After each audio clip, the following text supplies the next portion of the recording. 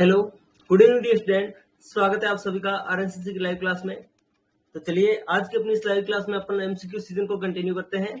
ठीक है, चलिए जल्दी से जुड़ जाइए अपने साथ। अपनी जो क्लास है वो शुरू होने जा रही है। ठीक है, तो शुरू करते हैं अपनी क्लास। क्वेश्चन नंबर फर्स्ट की तरफ बढ़ते हैं। क्या है अपना question number first?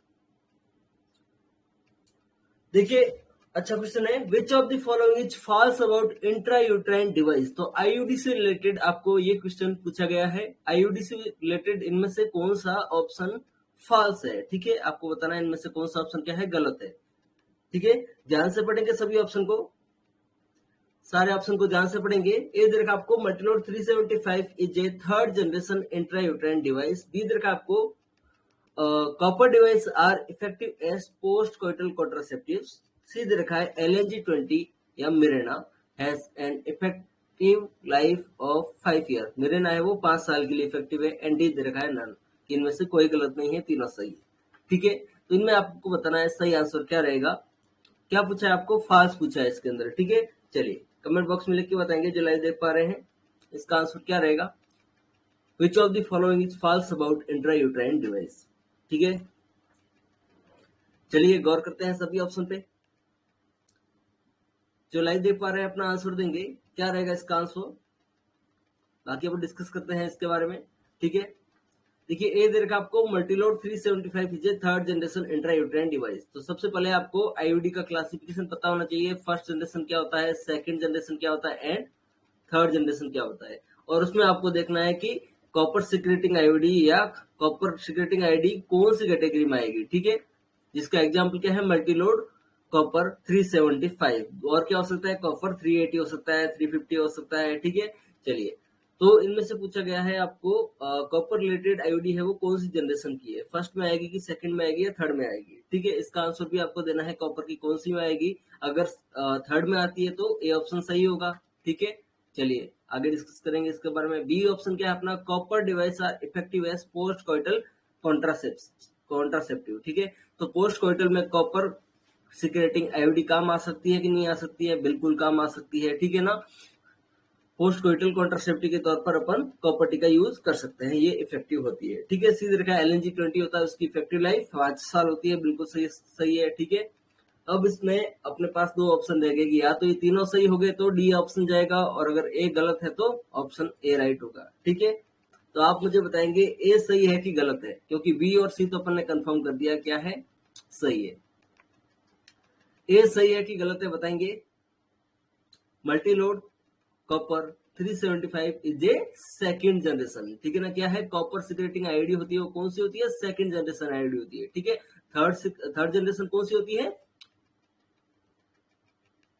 Hormone secreting. ठीक है ना, जिसमें हार्मोन होता है। ठीक है, प्रोजेस्टेरोन वगैरह हार्मोन होते हैं उसके अंदर, तो हार्मोन सिक्रेटिंग आईडी होती है वो कौन सी होती है, थर्ड जनरेशन होती है। ठीक है, जैसे प्रोजेस्टेरोन हो गई। ठीक है, तो वो थर्ड जनरेशन होगी। अब सेकंड जनरेशन कौन सी है, कि जो भी कॉपर सिक्रेट कर रही है, जो भी आईडी कॉपर रिलीज करवा रही है वो सेकंड जनरेशन में आएगी। और फर्स्ट जनरेशन में जो आईडी आएगी उसका नाम क्या है, इनर्ट आईडी।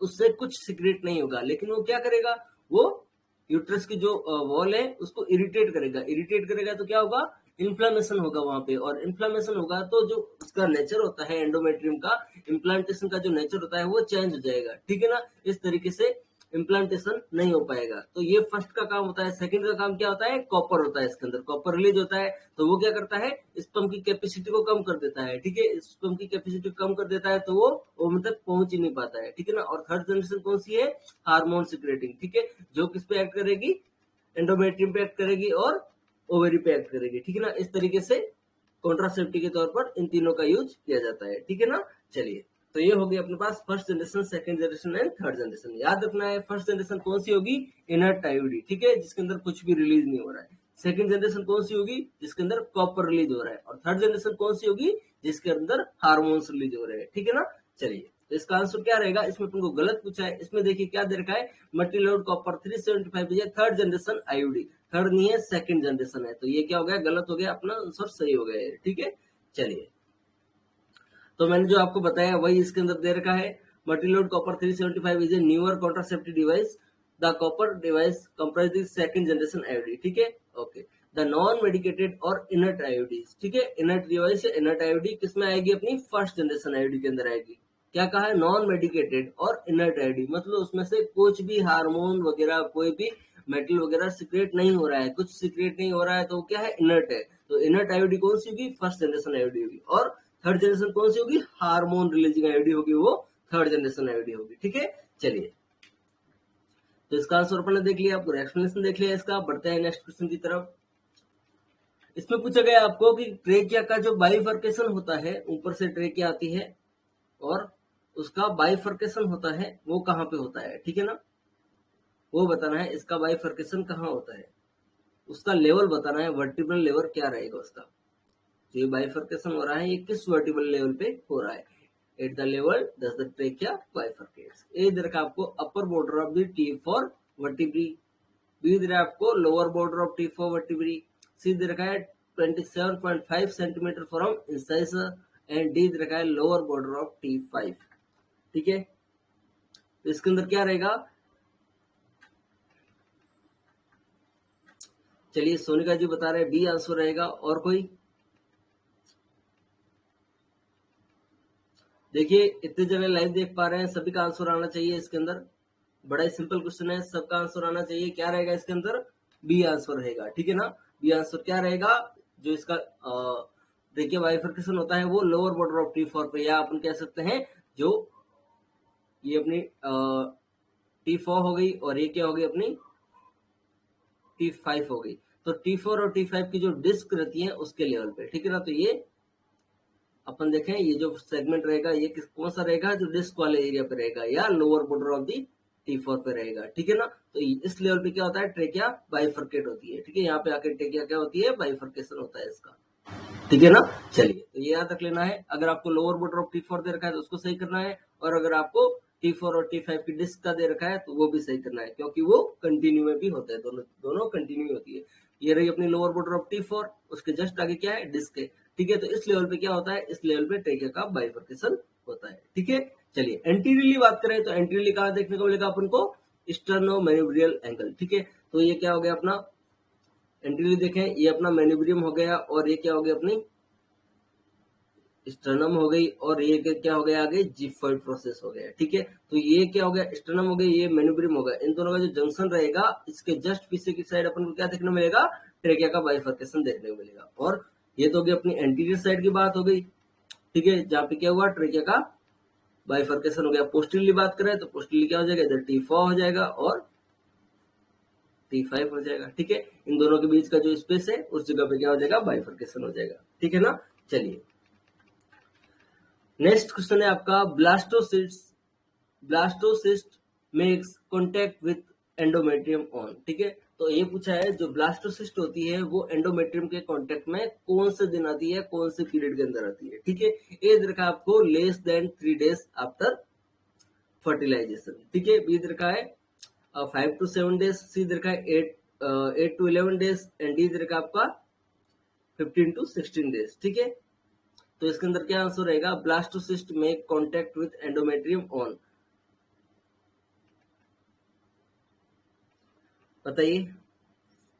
ये भी बड़ा सिंपल क्वेश्चन है, बहुत कॉमन है, एग्जाम का बहुत ही फेवरेट क्वेश्चन है, ये गलत नहीं करना है आपको। ब्लास्टोसिस्ट होती है वो एंडोमेट्रियम के कांटेक्ट में कब आती है, ठीक है। इसके अंदर क्या आंसर रहेगा, इसके अंदर अपना 5 to 7 days का आंसर रहेगा, ठीक है। चलिए, तो 5 से 7 दिन में क्या हो जाता है, 5 से 7 दिन में ब्लास्टोसिस्ट स्टेज में आ जाती है, और वो आकर के एंडोमेट्रियम के कांटेक्ट में आकर के इम्प्लांटेशन का प्रोसेस शुरू कर देती है, ठीक है ना। चलिए, तो इसका आंसर क्या रहेगा, इसका आंसर रहेगा 5 to 7 days आंसर रहेगा, ठीक है। Contact of blastocyst with endometrium occur at the time of implantation occur at around 6 to 7 days, ठीक है। तो 6-7 days पे क्या हो जाता है, लगभग इम्प्लांटेशन हो जाता है, ठीक है। चलिए, यहाँ पे आप स्टेजेस देख पा रहे हो। सबसे पहले क्या हो रहा है, सबसे पहले यहाँ पे ओव्यूलेशन हो रहा है, ओवा आ गया है यहाँ पे, ठीक है, फिमरी वाले एरिया में आ गया। उसके बाद में धीरे धीरे जाता हुआ एम्पुला इस्थमस जंक्शन पे जाएगा, और वहां पे क्या हो जाएगा, वहां पे इसका फर्टिलाइजेशन हो जाएगा, ठीक है।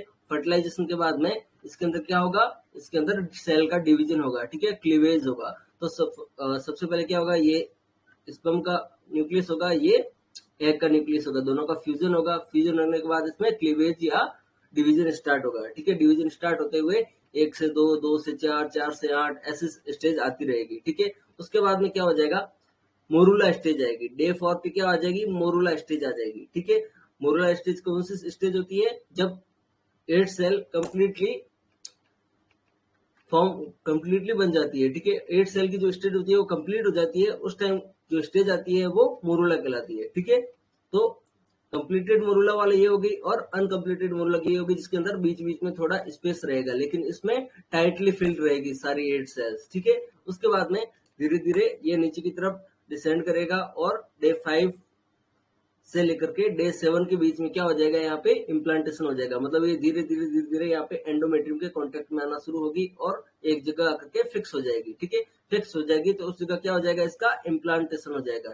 तो इम्प्लांटेशन मोरूला का होगा या ब्लास्टोसिस्ट का होगा, इम्प्लांटेशन किसका होता है, ब्लास्टोसिस्ट स्टेज का होता है। ठीक है, चलिए, तो ये सारा प्रोसेस रहता है। ठीक है, फर्टिलाइजेशन से लेकर के या ओव्यूलेशन से लेकर के इम्प्लांटेशन तक का। ठीक है ना, चलिए, तो आंसर क्या रहेगा इसका, 5 to 7 डेज सबसे बेस्ट रहेगा। इसके अंदर सबसे बेस्ट आंसर कौन सा होता है वो अपन को चूज करना होता है। ठीक है, तो सबसे बेस्ट आंसर कौन सा रहेगा, 5 to 7 डेज, या अगर आपको 5 to 8 दिया होता तो वो भी बेस्ट होता है। ठीक है ना, चलिए आगे बढ़ते हैं। इसमें बताना है आशा के रेस्पेक्ट में क्या गलत दिया गया है, 4 ऑप्शन में से। True about ASHA are all except. ठीक है, तो इसमें बताना है आशा से रिलेटेड गलत क्या है। हाँ ठीक है, true about ASHA are all except, first दे रखा आपको 1 per 1000 रूरल पॉपुलेशन। तो रूरल एरिया के अंदर 1000 पॉपुलेशन पे एक आशा होती है, ये आपको ऑप्शन फर्स्ट के अंदर दे रखा है। बी दे रखा है mobiliser of antenatal care, ANC के लिए। ठीक है, ये हेल्प करती है। सी दे रखा आपको फीमेल वॉलंटरी वर्कर, ये वहां की लोकल पॉपुलेशन में फीमेल वॉलंटरी वर्कर की तरह काम करेगी। एंड डी दे रखा है ये क्या है, स्किल बर्थ अटेंडेंट है। ठीक है, चलिए, तो इसके अंदर क्या रहेगा, इसके अंदर क्या आंसर रहेगा, देखिए आशा स्किल बर्थ अटेंडेंट नहीं हो सकती। ठीक है ना, वो मेडिकल प्रोफेशन के लोग ही होंगे, स्किल बर्थ अटेंडेंट आशा नहीं होगी। ठीक है, तो इसमें आपको याद रखना है, इसके अंदर ए ऑप्शन भी सही है, बी ऑप्शन भी सही है, सी ऑप्शन भी सही है, लेकिन ये थोड़ा अपन को डाउटफुल लग रहा है, स्किल बर्थ अटेंडेंट। ठीक है, स्किल बर्थ अटेंडेंट कौन होगा, जो वहां पे हॉस्पिटल में काम कर रहा होगा वो स्किल बर्थ अटेंडेंट होगा। आशा को अपन स्किल बर्थ अटेंडेंट नहीं कर सकते, उसको ऐसी ट्रेनिंग नहीं मिली है। ठीक है ना, चलिए, तो इसका आंसर क्या रहेगा, इसका आंसर डी रहेगा। अब आशा होती क्या है, आशा की फुल फॉर्म क्या है, ये सब आपको पता होनी चाहिए। ठीक है, ASHA is the central component of the national rural health mission. NRHM के अंदर सेंट्रल कंपोनेंट या ग्राउंड लेवल पे जो काम कर रही है वो कौन है, आशा है। ठीक है, चलिए, अब ये नेशनल रूरल हेल्थ प्रोग्राम क्यों लॉन्च हुआ, the national rural health mission was launched to address the health needs of rural population specially in the vulnerable section of the society. The ASHA will be trained to work as a interface between the community and the public health system. तो दोनों को जोड़ने का काम कौन कर रही है, आशा काम कर रही है। ठीक है, वहां की जो लोकल पॉपुलेशन है उनको पब्लिक हेल्थ से जोड़ने का काम कौन कर रही है, एक लिंक की तरह कौन काम कर रही है, आशा काम कर रही है। ठीक है ना, चलिए, तो ये आशा से रिलेटेड हो गया। आगे बढ़ते हैं नेक्स्ट क्वेश्चन की तरफ। हाँ, what is the commonest form of the plague, plague की सबसे कॉमनेस्ट फॉर्म कौन सी है। ए दे रखा आपको ब्यूबोनिक प्लेग, बी दे रखा है न्यूमोनिक, सी दे रखा है सेप्टिसेमिक, एंड डी दे रखा है हेमोरेजिक। इसमें बताना है सबसे कॉमन कौन सा है। ठीक है, कॉमन पूछा है आपको, सबसे कॉमन कौन सा रहेगा, what is the commonest form of plague, कौन सा रहेगा, न्यूमोनिक रहेगा कि ब्यूबोनिक रहेगा। इसमें क्या रहेगा, इसमें न्यूमोनिक सॉरी ब्यूबोनिक प्लेग रहेगा अपना आंसर। क्या आंसर रहेगा इसका, इसका आंसर ए रहेगा, बिल्कुल सही बता रहे हो कमेंट बॉक्स में। इसका आंसर क्या रहेगा, ब्यूबोनिक प्लेग रहेगा। ठीक है, चलिए, तो और देखें न्यूमोनिक प्लेग के चांसेस कितने हैं, सेप्टिसेमिक के कितने हैं वो देखते हैं अपन। तो आंसर अपना क्या हो गया, ए हो गया था, commonest form of the plague is bubonic plague. और लगभग 5% केसेस के अंदर, मतलब हम 100% की बात करूं तो उसमें लगभग 90 to 95 अपन को क्या मिलेंगे, ब्यूबोनिक के मिलेंगे, और 5% किसके मिलेंगे, न्यूमोनिक के मिल सकते हैं। ठीक है, और जो सेप्टिसेमिक होता है वो बहुत ही रेयर होता है। ठीक है, तो अपन बात करें सेप्टिसेमिक कब हो सकता है, एक्सीडेंटल लेबोरेटरी इन्फेक्शन हो रखा है तो उस कंडीशन में हो सकता है, बाकी नॉर्मली देखने को नहीं मिलता। ठीक है, तो न्यूमोनिक और ब्यूबोनिक मेनली देखने को मिलते हैं। ठीक है, उसमें भी सबसे मोस्ट कॉमन कौन सा रहेगा, कॉमनेस्ट फॉर्म कौन सी रहेगी, ब्यूबोनिक प्लेग रहेगी। ठीक है, चलिए आगे बढ़ते हैं नेक्स्ट क्वेश्चन की तरफ। इसमें बताना है आपको रोटा वायरस को कब तक दे सकते हैं, ठीक है। Rota virus vaccine thus should not be initiated beyond which age to prevent complication। तो रोटा वायरस क्या है, लाइव वैक्सीन है, इसके कुछ कॉम्प्लिकेशन होते हैं, तो इसका एक टाइम पीरियड फिक्स किया गया है कि इस टाइम के बाद अपन को रोटा वैक्सीन नहीं देनी रहेगी, ठीक है। चलिए, तो एक तो आप इसका कॉम्प्लिकेशन बताएंगे, कॉम्प्लिकेशन क्या रहेगा जिसके कारण अपन एक टाइम पीरियड के बाद वैक्सीन नहीं दे रहे हैं, और दूसरा आपको वो पीरियड बताना है जितने तक अपन को रोटा वायरस की वैक्सीन देनी रहेगी, ठीक है। चलिए, एज रखा आपको 6 वीक, बी है आपका 10 वीक्स, सी है आपका 12 वीक्स, एंड एज रखा है 32 वीक्स, ठीक है।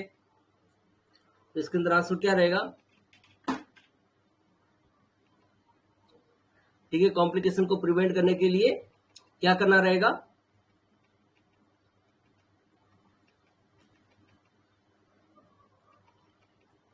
ठीक है।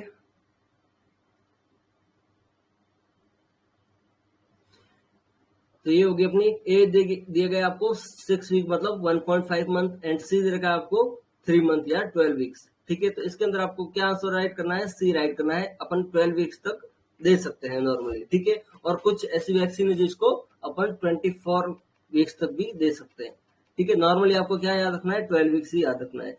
अब कॉम्प्लिकेशन क्या रहेगा, कॉम्प्लिकेशन बताइए, रोटा वायरस को अपन 12 वीक्स तक ही क्यों दे रहे हैं, उसमें ऐसा क्या रहेगा। पहली बात तो बताइए, रोटा वायरस कैसी वैक्सीन है, इसका रूट क्या है, रूट कौन सा है रोटा वायरस की वैक्सीन का। आईएम है कि सबक्यूटेनियस है, इंट्राडर्मल है या ओरल है, ठीक है। तो ये क्या है, ओरल वैक्सीन है, वेरी गुड। तो ओरल वैक्सीन है तो लाइव वैक्सीन है, ओरल वैक्सीन है, तो इसका कॉम्प्लिकेशन क्या हो सकता है, इस डायग्राम से याद कीजिए क्या हो सकता है। इंटेस्टाइन का एक पार्ट दूसरे के ऊपर क्या कर रहा है, ओवरलैप कर रहा है, इस कंडीशन को क्या कहते हैं अपन,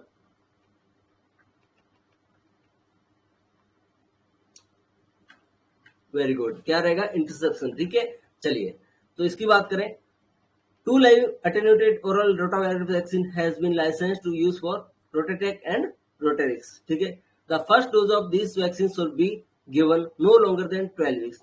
तो 3 मंथ से ज्यादा अपन को नहीं देनी है, ठीक है। तो फर्स्ट डोज है इसकी, फर्स्ट डोज को 12 वीक के अंदर अंदर दे देना है। In case of Rotarix vaccination must be completed by 24 weeks. तो 24 वीक्स में रोटेरिक्स को अपन क्या करना रहेगा, वैक्सीनेशन कंप्लीट करना रहेगा। और कुछ एडवांस है थोड़ी रोटाटेक है, उसको अपन लगभग 32 वीक्स तक दे सकते हैं, ठीक है ना। चलिए, तो अब एक लिमिटेड पीरियड फिक्स क्यों किया गया है, क्योंकि अपन ने देखा था कि 6 मंथ से लेकर के 6 ईयर तक, ठीक है, क्या हो सकता है, इंटरसेप्शन के चांसेस ज्यादा रहते हैं, ठीक है ना। तो उस कंडीशन में अपन क्या कर रहे हैं, इस चीज को प्रिवेंट करने के लिए अपन जो रोटा वायरस की वैक्सीन है इस पीरियड से पहले दे रहे हैं, ठीक है ना, 6 मंथ से पहले दे रहे हैं। तो अपना मेनली टारगेट है कि अपन 12 वीक्स तक या 24 वीक्स तक क्या करते हैं, रोटा वायरस की वैक्सीन देते हैं, ठीक है ना। चलिए, तो उससे क्या हो जाएगा, उस बेबी के अंदर इंटरसेप्शन के चांसेस कम रहेंगे, ठीक है। चलिए, नेक्स्ट क्वेश्चन है अपना, iodize salt in iodine deficiency control program is. कौन सा प्रिवेंशन है, प्राइमरी है, सेकेंडरी है, टर्सरी है, या इनमें से कोई नहीं, ठीक है। जो आयोडाइज साल्ट दिया जा रहा है आयोडीन डेफिशिएंसी कंट्रोल प्रोग्राम के अंदर,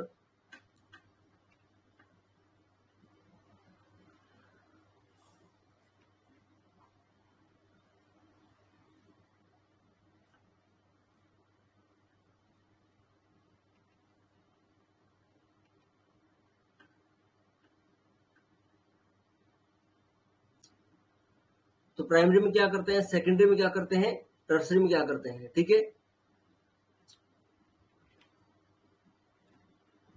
ये भी आपको पता होना चाहिए, प्राइमरी में क्या होता है, सेकेंडरी में क्या होता है, टर्सरी में क्या होता है। एक और बना देते हैं, प्रिमोडियल। प्रिमोडियल में क्या करते हैं अपन, रिस्क फैक्टर को आने नहीं देते, ठीक है। इसमें प्राइमरी में क्या करते हैं, रिस्क फैक्टर तो होता है लेकिन डिजीज को आने से रोकना होता है, ठीक है।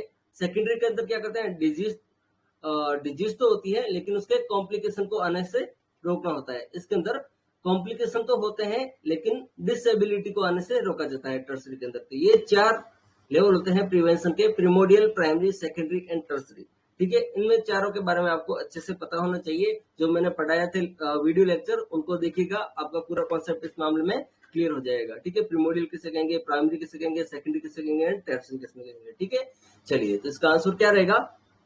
इसका आंसर रहेगा अपना ए, आंसर रहेगा प्राइमरी प्रिवेंशन। इसमें क्या है, रिस्क फैक्टर तो है, ठीक है, क्योंकि वहां पे लोगों में क्या है, ऐसे एरिया में रह रहे हैं जहाँ पे आयोडीन की कमी है, वहां पे रिस्क फैक्टर है, लेकिन उसमें गोइटर होने से अपन को रोकना है, ठीक है ना, डिजीज को होने से रोकना है, तो क्या रहेगा अपना प्राइमरी प्रिवेंशन रहेगा इसके अंदर। ठीक है, चलिए, तो ये किसका एग्जाम्पल है? ये भी पूछते हैं कि सॉल्ट के अंदर आयोडीन मिलाया जा रहा है, ठीक है,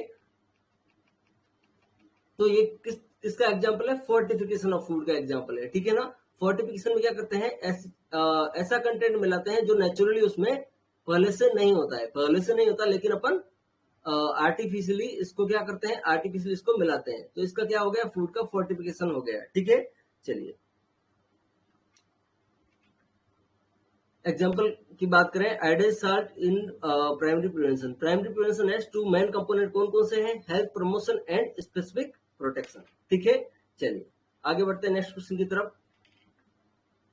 अच्छा क्वेश्चन है काफी, ध्यान से पढ़ना है इसको। A person has lost his leg in an accident because of which he is not able to walk, this is क्या है? ठीक है, ये क्या पूछा है आपको कि एक बंदा है, उसका क्या हो गया, एक्सीडेंट से पैर कट गया है, ठीक है, इस कारण वो अब वॉक नहीं कर पा रहा है, चल नहीं पा रहा है, तो ये किसका एग्जाम्पल है? ये इसको डिजीज कहेंगे, डिसेबिलिटी कहेंगे, इंपेयरमेंट कहेंगे या हैंडीकैप कहेंगे? अच्छा क्वेश्चन है, a person has lost his leg in an accident because of which is not able to walk, this is disease, disability, impairment और हैंडीकैप। इसका क्या रहेगा? देखिए लास्ट लाइन क्या लिखी है वो अपन को देखनी है। फर्स्ट आपको दिया है lost his leg and second आपको दिया है नॉट एबल टू वॉक। ठीक है, तो अपन को क्या पूछा है, which he is not able to walk, तो इसको अपन क्या कहेंगे, ये चल नहीं पा रहा है, किस कारण नहीं चल पा रहा है? अपने पैर को खोने के कारण, तो ये इंपेयरमेंट के कारण इसको क्या हो गई, डिसेबिलिटी हो गई। लॉस्ट ऑफ लेग क्या हो जाएगा, इसका इंपेयरमेंट हो जाएगा, और डिसेबिलिटी क्या हो जाएगी, ये चल नहीं पा रहा है। ठीक है ना, तो इसमें अपन को क्या पूछा है, he is not able to walk, तो इसका आंसर क्या रहेगा, इसका आंसर अपना रहेगा बी रहेगा। ठीक है, डिसेबिलिटी इसका आंसर रहेगा। ठीक है, अगर क्वेश्चन ऐसे पूछता है सिर्फ he is lost his leg, तो उसको अपन क्या कहेंगे, वो उसका इंपेयरमेंट हो गया। ठीक है ना, लेकिन इसमें क्या पूछा अपन को, which he is not able to walk, तो उस कंडीशन में क्या रहेगा, इसका डिसेबिलिटी का रहेगा। ठीक है, चलिए, तो यही एक्सप्लेनेशन में दे रखा है आपको।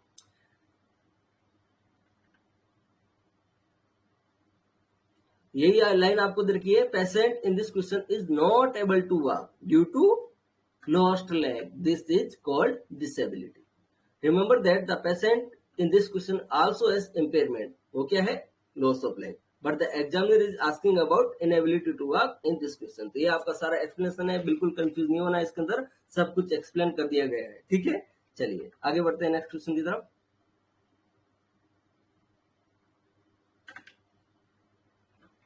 इसमें बता रहा आपको, एक्टिव एंड पैसिव इम्यूनिटी किसमें साथ में नहीं देनी होती है। Active and passive immunity should be given together in all except, A इधर का है टेटनस, बी इधर का है रेबीज, सी इधर का है मीजल्स एंड डी इधर का है हेपेटाइटिस बी। तो इसमें जो आपको सबसे अलग लग रहा है वो इसका आंसर रहेगा। ठीक है, बताइए किसमें अपन एक्टिव और पैसिव इम्यूनिटी साथ में नहीं देंगे। एक्टिव इम्यूनिटी में क्या होता है, मेनली अपन वैक्सीन वगैरह देते हैं, ठीक है, जिसके अंदर क्या होते हैं, एंटीजन होते हैं, और वो एंटीजन बॉडी में जाकर के क्या बनाते हैं, एंटीबॉडी बनाते हैं। और पैसिव इम्यूनिटी में अपन क्या करते हैं, रेडीमेड एंटीबॉडी देते हैं। ठीक है, चलिए, तो इसमें एक्टिव और पैसिव इम्यूनिटी किसमें साथ में नहीं दी जाती है।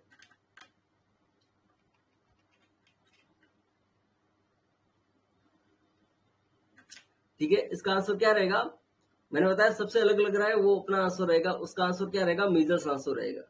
ठीक है, ये आपको याद रखना है, मीजल्स में अपन एक्टिव और पैसिव इम्यूनिटी साथ में नहीं देते हैं। वैसे ये मीजल्स सेल्फ लिमिटिंग होती है, इसमें अपन विटामिन ए सप्लीमेंटेशन, न्यूट्रिशन वगैरह को सुधार, न्यूट्रिशन वगैरह में अपन सुधार करें तो उससे अपन को बेनिफिट मिलना शुरू हो जाता है, तो अपन को एक्टिव और पैसिव इम्यूनिटी देने की जरूरत नहीं रहती है इस केस के अंदर। ठीक है, बाकी सबके अंदर दी जाती है, हेपेटाइटिस के अंदर दी जाती है, रेबीज के अंदर दी जाती है, टिटनेस के अंदर दी जाती है। ठीक है, चलिए इसका आंसर क्या रहेगा, इसका आंसर अपना सी रहेगा, मीजल्स। आगे बढ़ते हैं नेक्स्ट क्वेश्चन की तरफ। इसमें पूछा है most reliable test for screening of diabetes mellitus. A दे रखा है रैंडम शुगर, बी दे रखा है फास्टिंग शुगर, सी दे रखा है glucose tolerance test and D दे रखा है यूरिन शुगर। तो इसके अंदर क्या आंसर रहेगा?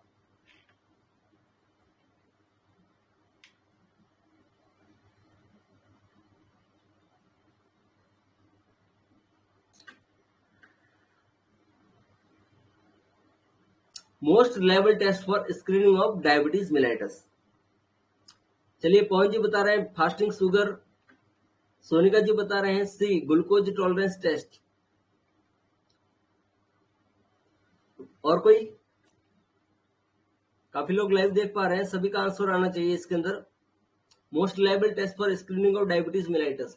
देखिए आंसर दोनों सही है, फास्टिंग भी कर सकते हैं, ग्लूकोज टॉलरेंस टेस्ट भी कर सकते हैं, लेकिन अपन क्या कर रहे हैं, स्क्रीनिंग कर रहे हैं। स्क्रीनिंग में क्या होता है, अपन ज्यादा लोगों का ब्लड शुगर टेस्ट कर रहे होते हैं, लेकिन ये जो जीटीटी है, ग्लूकोज टॉलरेंस टेस्ट है, इसमें टाइम ज्यादा लगता है as compare to fasting sugar. तो स्क्रीनिंग में अपन फास्टिंग शुगर को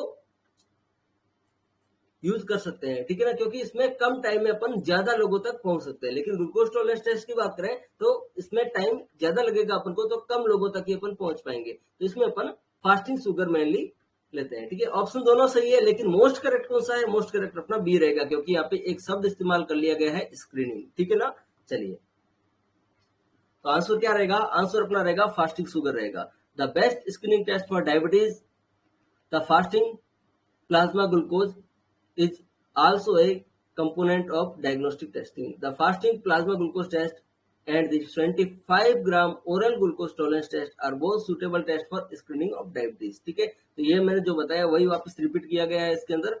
तो दोनों टेस्ट है वो सुटेबल है, दोनों कर सकते हो, लेकिन the fasting plasma glucose test is preferred in clinical setting because it is easier and faster to perform. ठीक है, तो ये क्या होता है, इजी होता है और फास्टर होता है।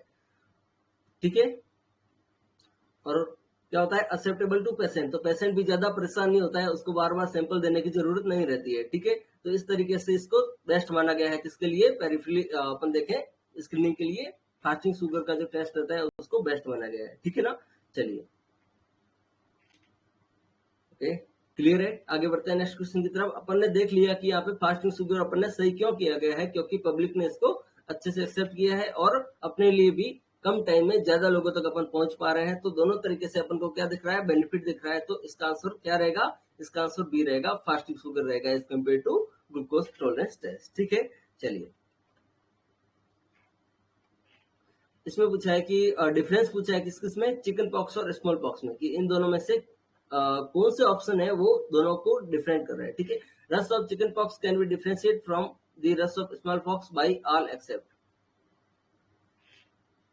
ए दे रखा है आपको प्लियोमॉर्फिक, बी दे रखा है सेंट्रीपेडल, सी दे रखा है डीप सीटेड एंड डी दे रखा है यूनिलोक्युलर। ठीक है, इसके अंदर आंसर बताना है आपको क्या रहेगा। तो इसका एक्सप्लेनेशन देख लेते हैं अपन। इसमें क्या रहेगा, तो चिकन पॉक्स के जो रस होते हैं वो कैसे होते हैं, सुपरफिशियल होते हैं, डीप सीटेड नहीं होते हैं। तो ये दोनों में क्या हो गया, डिफरेंस हो गया। जो चिकन पॉक्स के क्या रहेंगे, चिकन पॉक्स के जो रस रहेंगे वो कैसे रहेंगे, सुपरफिशियल रसेस रहेंगे। ठीक है, तो ये दोनों में डिफरेंस रहेगा।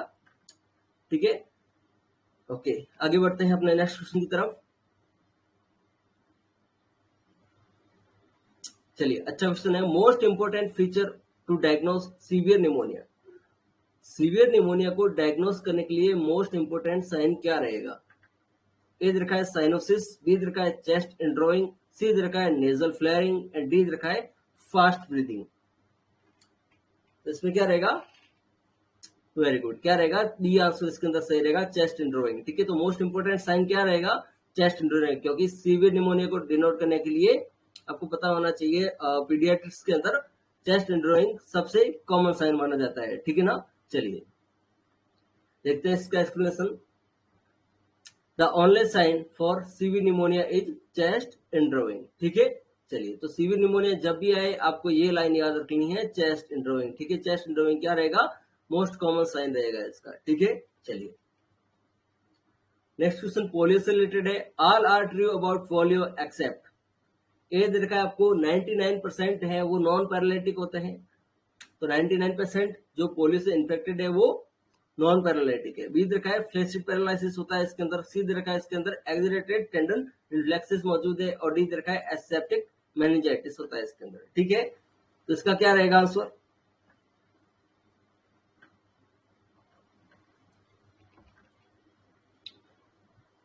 चलिए, सोनिका जी डी बता रहे हैं, और कोई?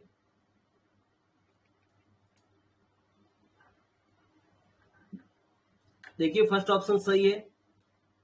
सिर्फ 1% केसेस के अंदर क्या होता है? पैरालिसिस होता है। ठीक है, तो 99% कैसे हो गए? नॉन पैरालिटिक हो गए, बिल्कुल सही है।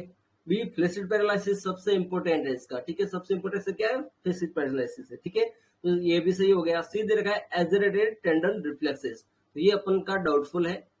और डी दे रखा है एसेप्टिक मेनिंजाइटिस, बिल्कुल पोलियो के अंदर क्या होता है? एसेप्टिक मेनिंजाइटिस डेवलप होता है। ठीक है, तो अपना आंसर किसकी तरफ जा रहा है? मेनली इसका अपना आंसर है वो पोलियो से रिलेटेड टेंडन रिफ्लेक्स की तरफ जा रहा है, कि इसके अंदर एक्सलरेटेड टेंडन रिफ्लेक्स नहीं देखने को मिलते अपन को। ठीक है, चलिए इसका एक्सप्लेनेशन देखते हैं अपन। तो आंसर क्या है इसका?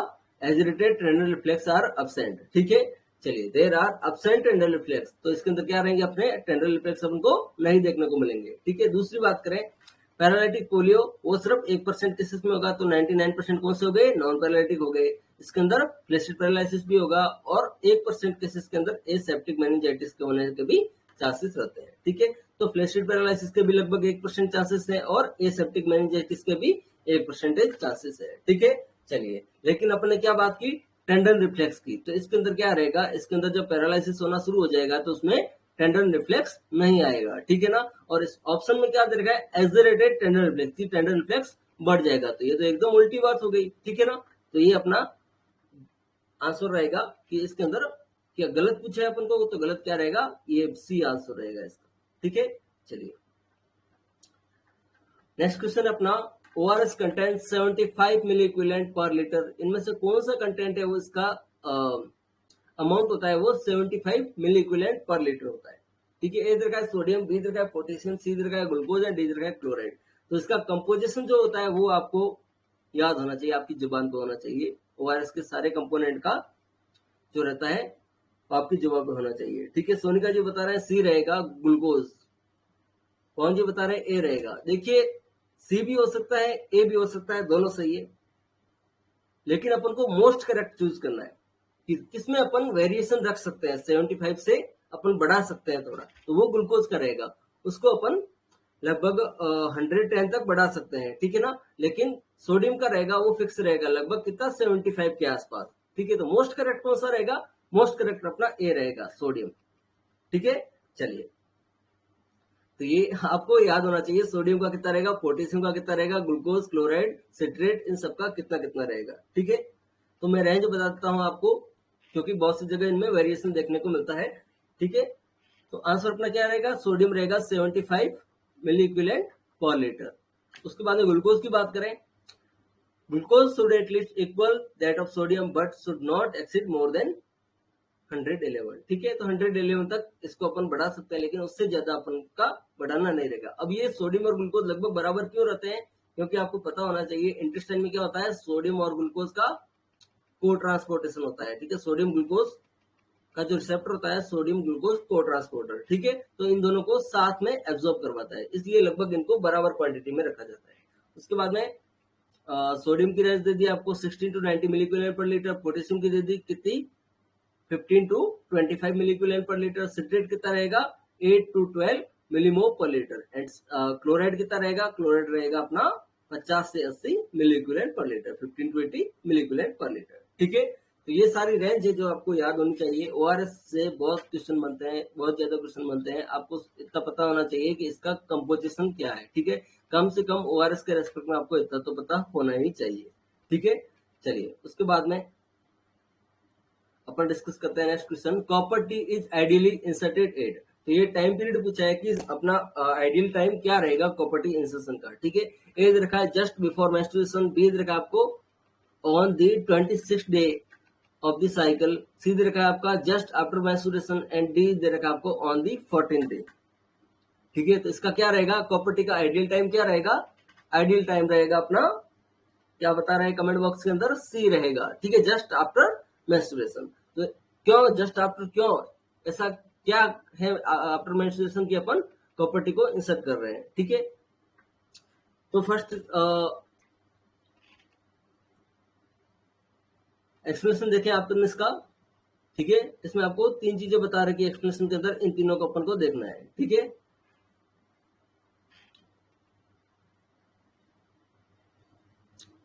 ठीक है, तो आंसर क्या रहेगा अपना, जस्ट आफ्टर मेंस्ट्रुएशन। अब टाइम ऑफ इंसर्शन की बात करें, although the loop can be inserted at almost any time during the woman reproductive year except during pregnancy। तो प्रेगनेंसी के अंदर, प्रेगनेंसी को प्रिवेंट करने के लिए अपन इसका यूज करते हैं, और अगर प्रेगनेंसी में रह भी गई, ठीक है, क्या है इसके अंदर कि प्रेगनेंसी को प्रिवेंट करने के लिए अपन कॉन्ट्रासेप्टिव के तौर पर कॉपर्टी का यूज करते हैं। ठीक है, आईयूडी का यूज करते हैं, आईयूडी का यूज करते हैं। लेकिन कोई कंडीशन ऐसी बन गई जिसमें क्या हुआ, उसने कॉपर्टी का यूज किया लेकिन फिर भी क्या हो गई, वो प्रेग्नेंट हो गई। तो उस कंडीशन में क्या रहेगा, उस कंडीशन में कैसे मैनेजमेंट रहेगा उसका, वो भी थोड़ा बहुत आपको पता होना चाहिए कि उस कंडीशन में अपन कैसे उसको मैनेज कर सकते हैं। ठीक है, तो उसके अंदर दो कंडीशन बनती है, एक तो क्या है कि उसका जो धागा होता है वो आपको दिख रहा है, और दूसरी कंडीशन है कि वो गायब हो गई है, आपको नहीं दिख रही है। क्यों, क्योंकि इसके अंदर आप एक्सरे नहीं करवा सकते। एक बार लेडी प्रेग्नेंट होगी उसके बाद आप एक्सरे नहीं करवा सकते, और बिना एक्सरे आप देख नहीं सकते। ठीक है ना, तो उस कंडीशन में अपना यही रहेगा कि अगर धागा दिख रहा है तो उसको मैनुअली रिमूव कर देना है, अगर नहीं है तो उसके साथ ही प्रेगनेंसी को धीरे धीरे कंटिन्यू करता है। ठीक है ना, लेकिन उसको कंटिन्यू ऑब्जर्वेशन में रखना रहेगा। और जब उसका टर्मिनेशन हो जाएगा प्रेगनेंसी, ठीक है, डिलीवरी हो जाएगी, डिलीवरी के बाद क्या करना है अपन को, उसके बाद एक्सरे करवाना है और देखना है कि वो आईयूडी जो है अपनी आईयूडी है वो किधर गई है, यूट्राइन कैविटी में है या उससे बाहर चली गई है, पेरिटोनियल कैविटी में चली गई है, और जहां भी है वहां से अपन को फिर रिमूव कर देना है। ठीक है, ये होता है कि इसके साथ में कैसे मैनेजमेंट करना रहेगा अगर आईयूडी इंसर्शन के बाद भी क्या हो गई है, प्रेग्नेंट हो गई है लेडी उस कंडीशन में। ठीक है, चलिए उसके बाद अपने क्वेश्चन पे आते हैं वापिस। इसमें क्या पूछा था अपन को, आइडियल टाइम क्या रहेगा। ठीक है, तो आइडियल टाइम क्या रहेगा, जस्ट आफ्टर मेंस्ट्रुएशन। अब इसके तीन रीजन है, जस्ट आफ्टर मेंस्ट्रुएशन अपन आईयूडी इंसर्शन कर रहे हैं, इसके तीन कारण है। फर्स्ट कारण क्या है, during this period insertion of technically easy because of the diameter of the cervical canal is greater at the time than during the secretory phase. तो अपन बात करें पूरी साइकिल की, तो मैक्सिमम डायलिटेशन होगा वो अपन को इसी टाइम देखने को मिलेगा। तो क्या रहेगा, प्रॉपर्टी के इंसर्शन में ज्यादा प्रॉब्लम्स नहीं आएगी। ठीक है, तो फर्स्ट तो ये हो गया। सेकंड क्या रहेगा, यूट्रस होगा वो रिलैक्स रहेगा, मायोमेट्रियम होगी उसके कॉन्ट्रेक्शन थोड़े कम रहेंगे। ठीक है, और इस कारण जो वापस एक्सप्रेशन होता है, एक्सप्रेशन के चांसेस भी कम रहेंगे। ठीक है, तीन देख लिए अपन ने, क्या है, यूट्रस है वो रिलैक्स्ड है, मायोमेट्रियम रिलैक्स, ठीक है, तो यूट्रस क्या है, रिलैक्स है, मतलब रिलैक्स किस कारण है, मायोमेट्रियम की मसल रिलैक्स हो रखी है उसके कारण। ठीक है, जब मायोमेट्रियम की मसल रिलैक्स हो रखी है तो वापस एक्सप्रेशन के चांसेस कम रहेंगे। ठीक है, तो सेकंड कारण ये हो गया। और थर्ड ये है कि इसकी जो जस्ट पिछली वाली साइकिल थी उसके अंदर लेडी, ये जो पिछली वाली साइकिल थी उसके अंदर लेडी प्रेग्नेंट नहीं है, तभी तो मेंस्ट्रुएशन हुआ है। ठीक है, नेक्स्ट साइकिल स्टार्ट हुई है, तो ये तो कंफर्म हो गया कि वो पिछली साइकिल के अंदर प्रेग्नेंट नहीं हुई है, तभी इसका क्या हुआ है, मेंस्ट्रुएशन हुआ है, वरना ये नहीं होता। ठीक है, उसके बाद में अपन देखते हैं कि अपन जस्ट इसके बाद में क्या करेंगे, प्रॉपर्टी इंसर्ट कर देंगे, तो अगली आने वाली साइकिल का इसी साइकिल जो 14 डे रहेगा, जब ओव्यूलेशन होगा तब वो अगर कंसीव करती है तो उसके प्रेग्नेंट होने के चांसेस बहुत कम रहेंगे, ना के बराबर रहेंगे, क्योंकि लगभग 7 दिन पहले उसका आईयूडी का इंसर्शन हो रखा होगा। ठीक है, चलिए, तो इस तरीके से भी अपन आने वाले जो ओव्यूलेशन रहेगा उस दिन तक उसको कॉन्ट्रासेप्टिव दे सकते हैं। ठीक है, कॉन्ट्रासेप्शन दे सकते हैं। ठीक है, और आगे आने वाले साइकिल्स के लिए भी यूजफुल रहेगा। तो सबसे इंपॉर्टेंट आपको याद रखना है इसके अंदर कि एक तो क्या रहेगा, जो आगे आने वाले जो दिन है ओव्यूलेशन का है, उसी दिन से इसका क्या हो जाएगा, कॉन्ट्रासेप्शन का इफेक्ट शुरू हो जाएगा। ठीक है, इसलिए इसको क्या माना है अपने, आइडियल टाइम माना है कि एक बार आपने इंसर्ट कर दिया, या अगर ऐसी कंडीशन हुई कि आपने क्या किया, लेडी के 14th डे पे इंसर्शन किया आईयूडी का। ठीक है, और उस टाइम ओव्यूलेशन हो रखा है, और हो सकता है कुछ टाइम ले आईयूडी अपने एक्शन करने के लिए, अपना फंक्शन करने के लिए, तो उस कंडीशन में वो प्रेग्नेंट हो भी सकती है। लेकिन आपने लगभग 5 से 6 दिन पहले जस्ट आफ्टर मेंस्ट्रुएशन आईयूडी का इंसर्शन कर दिया, तो आपके बहुत कम चांसेस रहेंगे कि वो लेडी प्रेग्नेंट होगी। ठीक है ना, चलिए, तो ये 3 कारण आपको याद रखना है कि अपन जस्ट बिफोर मेंस्ट्रुएशन आयोडीन सेशन क्यों कर रहे हैं। ठीक है, चलिए आगे बढ़ते हैं नेक्स्ट क्वेश्चन की तरफ।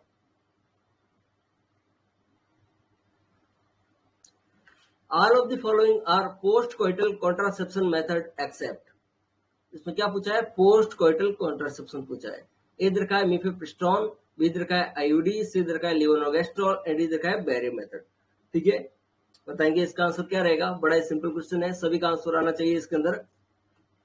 देखिए आज की क्लास का सबसे लास्ट क्वेश्चन भी है, तो सभी का आंसर इसके अंदर आना चाहिए, बहुत जरूरी है सबका आंसर। All of the following are post coital contraception method except, क्या रहेगा इसके अंदर, इसके अंदर क्या रहेगा। देखिए सीधा सामने है आपके सामने D barrier method. Barrier method बाद में यूज थोड़ी होता है, कब होता है, पहले होता है। तो क्या होता है, ये कंसेप्शन के पहले होता है। ठीक है ना, बाकी मिफेप्रिस्टोन, आईयूडी और लेवोनोर्गेस्ट्रॉल तीनों का बाद में यूज कर सकते हैं, लेकिन बैरियर मेथड है वो पहले रहेगा। ठीक है, चलिए तो इसका आंसर क्या रहेगा, इसका आंसर डी रहेगा। ठीक है, चलिए तो इसके साथ ही आज की क्लास है वो अपनी यहीं पे एंड करते हैं। आगे का जो रहेगा वो नेक्स्ट क्लास में अपन कंटिन्यू करेंगे।